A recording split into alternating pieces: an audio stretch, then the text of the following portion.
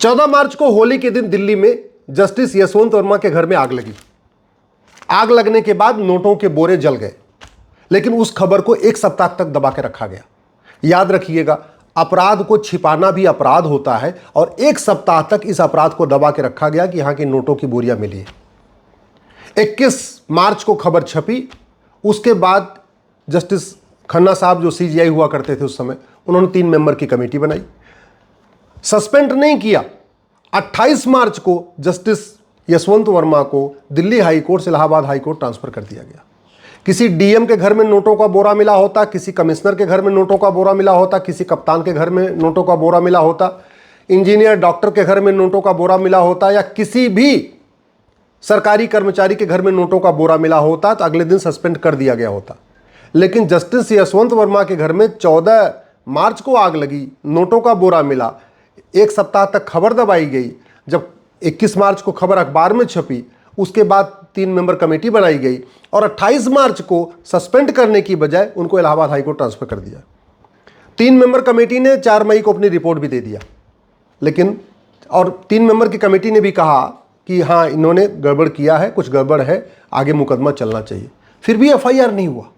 आप सोचिए, जिस भारत में संविधान की दुहाई दी जाती है, जिस हाईकोर्ट सुप्रीम कोर्ट में संविधान की दुहाई दी जाती है, जहां बार बार कहा जाता है equality before law, equal protection of law, कि भारत में सब लोग एक समान हैं, अभी तक जस्टिस वर्मा के खिलाफ एफआईआर नहीं हुआ।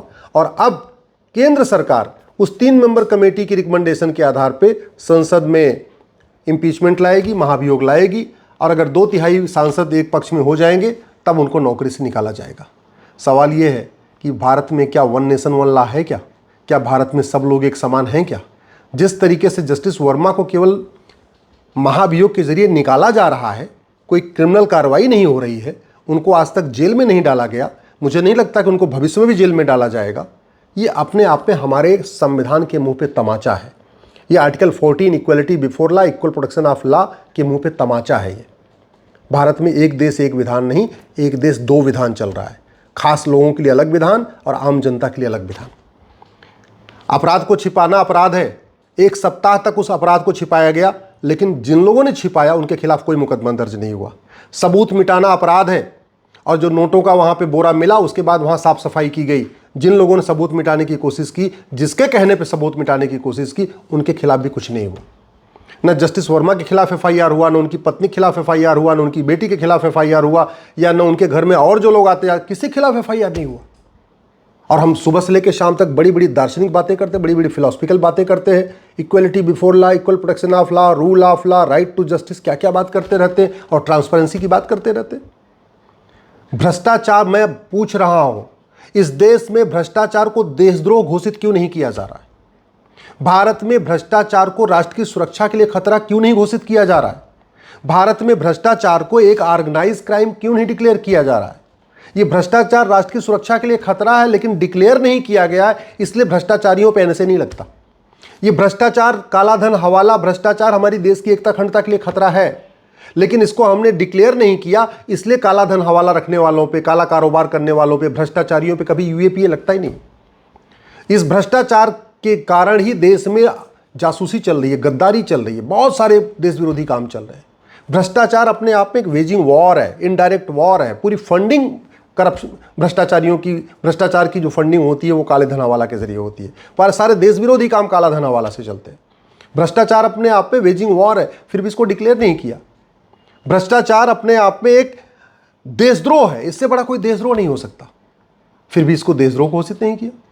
तो न भ्रष्टाचारियों पे कभी एनएसए लगता है, नेशनल सिक्योरिटी एक्ट लगता है, न भ्रष्टाचारियों पे कभी यूएपीए लगता है, न भ्रष्टाचारियों पे कभी देशद्रोह की धारा लगती है, न भ्रष्टाचारियों पे कभी ऑर्गेनाइज्ड क्राइम की धारा लगती है, न भ्रष्टाचारियों पे कभी वेजिंग वॉर लगता है, न आज तक किसी भ्रष्टाचारी के 100% प्रॉपर्टी जब्त की गई, न आज तक किसी भ्रष्टाचारी की नागरिकता खत्म की गई, जबकि नागरिकता कानून है, नागरिकता देने नागरिकता लेने वाला कानून है। लेकिन 70,000 करोड़ का कॉमनवेल्थ घोटाला हो गया, 1,76,000 करोड़ का 2G घोटाला हो गया, 1,86,000 करोड़ का कोयला घोटाला हो गया, अगस्ता घोटाला, ये घोटाला, तेल घोटाला, दाल घोटाला, चावल घोटाला, सारे घोटाले हो चुके। बोफोर्स घोटाला, आज तक किसी भ्रष्टाचारी की 100% प्रॉपर्टी जब्त नहीं हुई, किसी भ्रष्टाचारी को आजीवन कारावास फांसी नहीं हुआ, किसी भ्रष्टाचारी की नागरिकता नहीं खत्म हुई, तो फिर भ्रष्टाचार खत्म कैसे होगा? आज तक हमने झूठ को गंभीर अपराध घोषित नहीं किया। आज तक हमने झूठ पकड़ने के लिए नार्को पॉलीग्राफ ब्रेन मैपिंग कानून नहीं बनाया। इन्हीं भ्रष्टाचारियों को बचाने के लिए ही कानून नहीं बन रहा है, क्योंकि अगर जस्टिस वर्मा का narco polygraph brain mapping test हो जाए, सब पता चल जाएगा। नोटों का बंडल वहां कौन दे के गया, ये जस्टिस वर्मा का narco polygraph brain mapping test में तुरंत पता चल जाएगा। किसने वहां सबूत मिटाया, किसने वहां साक्ष्य मिटाया, ये जैसे वहां के उनके घर के 2-4 एम्प्लॉय का narco polygraph brain mapping test करिए, सब समझ में आ जाएगा। लेकिन नहीं, कानून ही नहीं बन रहा है। जब कानून नहीं बन रहा है तो फिर आदेश कैसे करेगा, फिर कोर्ट कैसे आदेश करेगा? मुझे समझ में नहीं आता। जिस आर्टिकल 20 की आड़ में नार्को पॉलीग्राफ ब्रेन मैपिंग नहीं बन रहा है, उस जब संविधान बन रहा था तो संविधान निर्माताओं ने कभी सोचा नहीं था कि आगे टेक्नोलॉजी इतनी एडवांस हो जाएगी, झूठ पकड़ने के लिए बाकायदा हमारे पास टेक्नोलॉजी आ गई। उस समय जब संविधान बन रहा था टेक्नोलॉजी नहीं थी। जब संविधान बन रहा था बहुत सारी चीज़ें नहीं थी। क्या उनको हम आज की डेट में उपयोग नहीं कर रहे हैं क्या?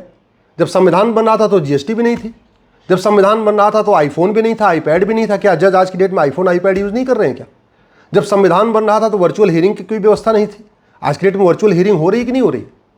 तो जब संविधान बन रहा था उस समय तो अम्बेडकर कार हुआ करती थी। आज की डेट में जज, सांसद, विधायक, मंत्री मर्सिडीज बेंज से चल रहे कि नहीं चल रहे?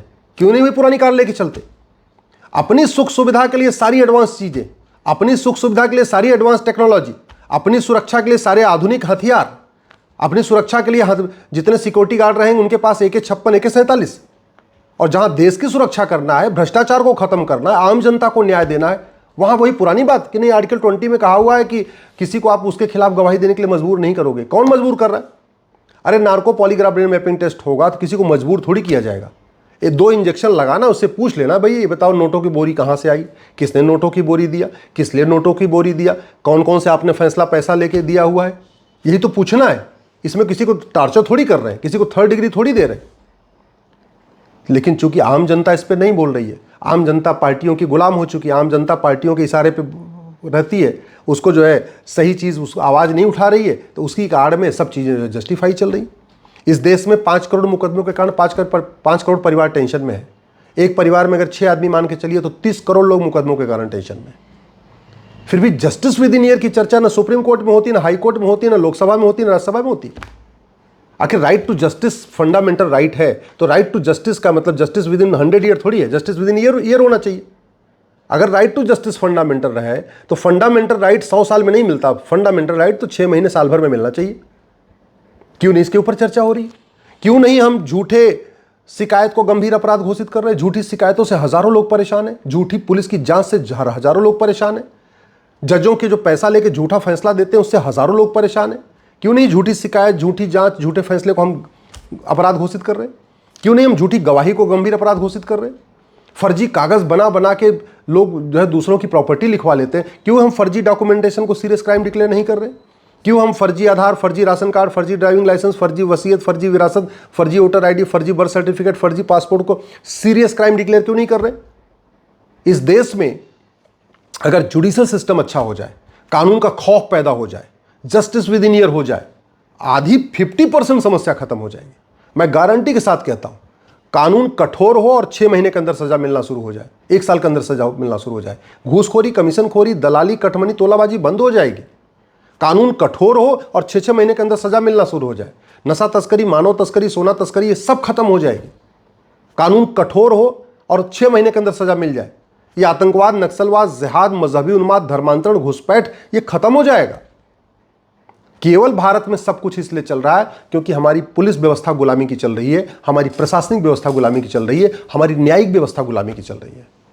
लोग दूसरों की जमीन पे कब्जा कर लेते हैं क्योंकि उनको पता उनका कुछ नहीं होगा, सामने वाला बेचारा 50 साल मुकदमा लड़ेगा। लोग मर रहे हैं, तड़प रहे हैं, फर्जी लोग आके जो है फर्जी डॉक्यूमेंट बना बना के टॉर्चर कर रहे हैं, लोग आत्महत्या कर रहे हैं। जितने लोग आतंकवाद के शिकार होते हैं, जितनी बहन बेटियों का सिंदूर आतंकवादी उजाड़ते हैं, उससे ज्यादा सिंदूर तो इस घटिया कानून के कारण उजड़ रहा है। जितने लोग आतंकवाद के शिकार हो रहे हैं उससे ज्यादा थाने के भ्रष्टाचार के कारण शिकार हो जाते हैं। जितने आतंकवादी नहीं मारते उससे ज्यादा लोग आत्महत्या कर रहे हैं फर्जी SC/ST केस में, फर्जी दहेज के केस में, फर्जी छेड़छाड़ के केस में।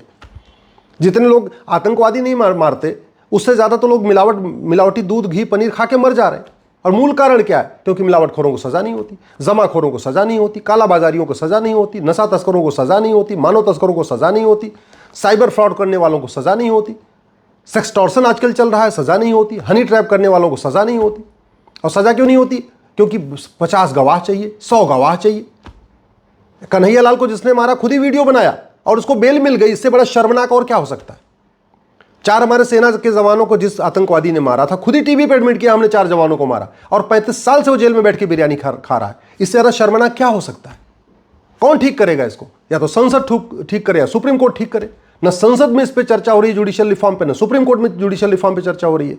इसलिए मैं आप लोगों से निवेदन कर रहा हूं, अपने सांसद से मिलिए, उनको झकझोरिए, उनको जगाइए, उनसे कहिए भैया तू मैं बहुत हो गया, आरोप प्रत्यारोप बहुत हो गया, नूरा कुश्ती बहुत हो गई, बतौलेबाजी बहुत हो गई, ये तू चोर मैं सिपाही का खेल बहुत हो गया।